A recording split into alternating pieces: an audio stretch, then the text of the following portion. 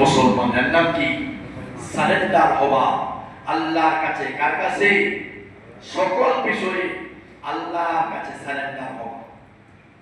সম্মানিত ভাইরা আমার, এই কথাই আল্লাহ রাব্বুল আলামিন বলেছেন, ইয়া আইয়ুহাল্লাযীনা আমানু কুলু মিন তাইয়্যিবাতি মা রাযাকনাকুম ওয়াশকুরু লিল্লাহি ইন কুনতুম ইয়্যাহু তা'বুদুন।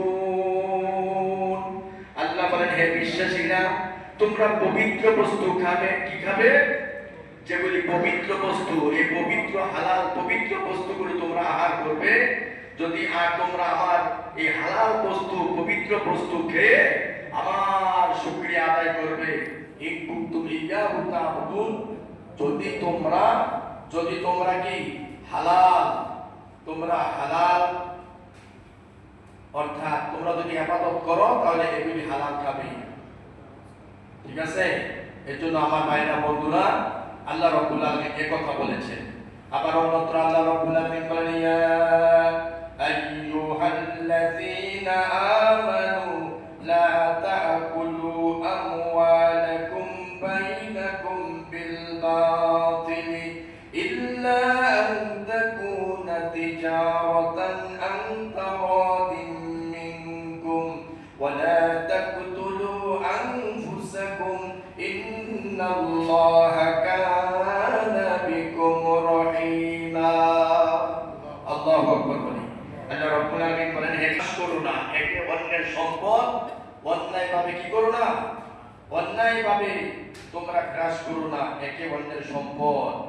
আল্লাহ রাব্বুল আলামিন বলেন, এই আত্মসাৎ করিও না, ভোগ করিও না। আল্লাহ রাব্বুল আলামিন বলেন, এরপরে আল্লাহ বলেন যে আর তোমরা পরস্পরে গুনাগুনি রক্তপাত অর্থাৎ গুনাগুনি মারামারি এগুলি তোমরা করিও না। আল্লাহ রাব্বুল আলামিন নিশ্চয়ই আল্লাহ তাআলা দয়াবান মেহেরবান। বলে সুবহানাল্লাহ। তাহলে আল্লাহ এখানে বলছেন হালাল জিনিস খাওয়ানোর লিগে আর মানুষের জিনিস আত্মসাৎ না করার জন্য। এখন আপনি যে হালাল বস্তু আপনি খাচ্ছেন, আল্লাহ রাব্বুল আলামিন আপনাকে বলছেন।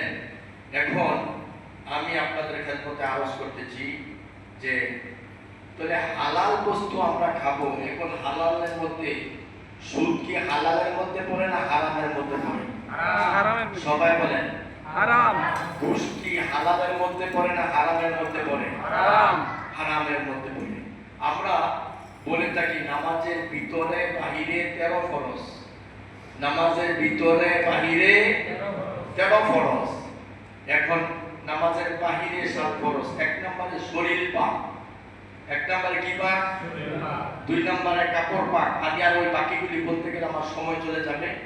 তো 1 নম্বরে যে শরীর পাক, আপনার শরীরে কাদা লেগেছে, আপনি ধুয়ে দিয়েছেন, শরীর পবিত্র হয়ে গেছে। আপনার শরীরে পায়খানা লেগেছে, আপনি ধুয়ে দিয়েছেন, আপনার শরীর পবিত্র হয়ে গেছে। এটা হচ্ছে বাহ্যিক দৃষ্টি দিয়া। এখন আপনি যে হারাম খাইছেন, গোশত তৈরি হয়েছে, রক্ত তৈরি হয়েছে, এটা তো সাবান দিয়া ধুলে যাবে না। কথা ঠিক কিনা? ঠিক। আপনার ভিতরে হারাম খাওয়ার পরে যে রক্ত মাংস হয়েছে, এটা কি আপনি সাবান দিয়া ধুইলে কি পরিচ্ছন্ন পরিষ্কার হবে কি? কখনো নয়, কখনো নয়, পরিষ্কার পরিচ্ছন্ন হবে না। হারাম ভোগ করা থেকে আপনাকে বিরত থাকতে হবে। হালাল জিনিস আপনাকে খেতে হবে। হালাল জিনিস খাওয়ার জন্য আল্লাহ তাআলা, আমি বারবার একটা কথা বলি যে এই জবানটাকে আল্লাহ নাপাক খাওয়ায় নাই। কেন? আপনি হালাল খাবেন বলে, আপনি জিকির করবেন বলে,